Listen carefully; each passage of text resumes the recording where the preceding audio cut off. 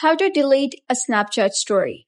Hello guys and welcome back to the channel. In today's video, I'm going to show you how you can remove your Snapchat story, whether it's a single snap or your entire story on both iOS and Android devices. For this tutorial, I'm using an iOS device. If you're having Android, you can follow similar steps because the Snapchat application is same on both of the devices.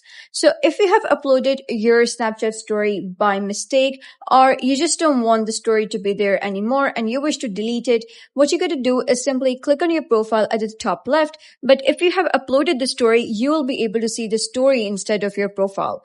So you're going to simply click on story and then you will be redirected to your profile. Now, what you're going to do is simply click on your story over here. Once you do so, you're going to click on these three dots at the top right.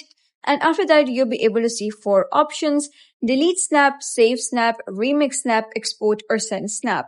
So what you're going to do is, in order to delete Snapchat story, you're going to click on delete snap, and it would ask again that whether you want to delete snap, delete or cancel. You're going to click on delete again. Now it says snap deleted, and that's it. That is how you can delete your Snapchat story.